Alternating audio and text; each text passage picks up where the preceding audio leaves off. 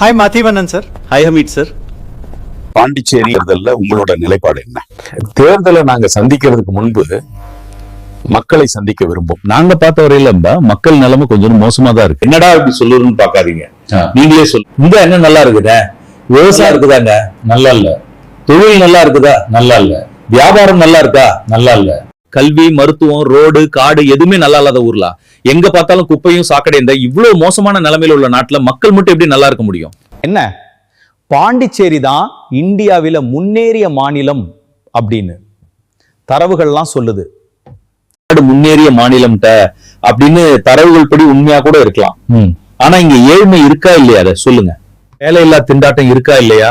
விவசாயிகள் நிலைமை மோசமா இருக்கா இல்லையா? ஒரு விஷயத்தை கவனிச்சீங்கன்னா, இங்கு வறுமையை ஒழிப்பது, வேலையில்லா திண்டாட்டத்தை தீர்ப்பது, விவசாயிகள் பிரச்சனையை சரி செய்வது ஒரு பெரிய விஷயமே இல்ல.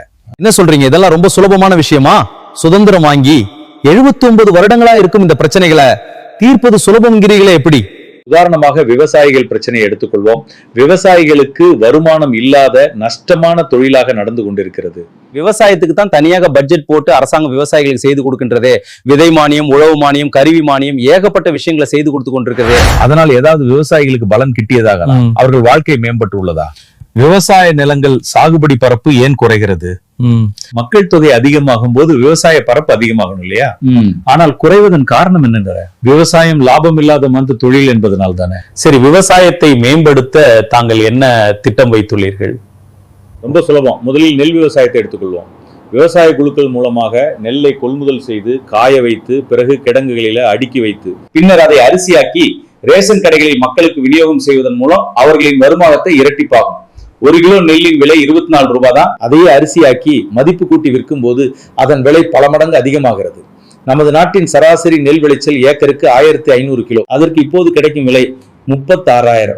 அதையே அரிசாயாக்குறது மூலம் 1000 கிலோ அரிசி கிடைக்கும். அதற்கு அரசாங்கம் கிலோவிற்கு 72 ரூபாய் கொடுத்தா அதே விவசாயிக்கு 72,000 ரூபாய் கிடைக்கும். இதை செய்வது ஒன்று கஷ்டமான விஷயமான இல்லையே. ஒன்றிய அரசாங்கமும் மாநில அரசாங்கமும் ரேஷன் அரிசிக்கு செலவிடும் தொகை இவ்வாறு விவசாயிகளுக்கு பயனுள்ள வகையில் சென்றால் விவசாயிகள் வருமானம் பெருகுமா பெருகாதா? சொல்லுங்கள். ஒரு போகத்திற்கு 72,000 ரூபாய், 2 போகத்திற்கு 1,44,000 கிடைக்கும். பிறகு ஒரு போகம் உளுந்து அல்லது பயறு மூலம் 50,000 வைத்துக் கொண்டால் ஆண்டுக்கு ஏக்கருக்கு 2 லட்சம் ரூபாய் வருமானத்தை ஏற்படுத்தினால் விவசாயம் செழிக்கும் தானே. ஒரு விவசாய பொருளை மதிப்பு கூட்டி விற்பதனால் வரும் லாபத்தை விவசாயிகளுக்கு கொடுத்தாலே போதும். விவசாயம் ஓஹோ என்று வளரும். நெல் விவசாயம் மட்டும் வளர்ந்தால் போதுமா? மற்ற விவசாயிகள் நிலைமை?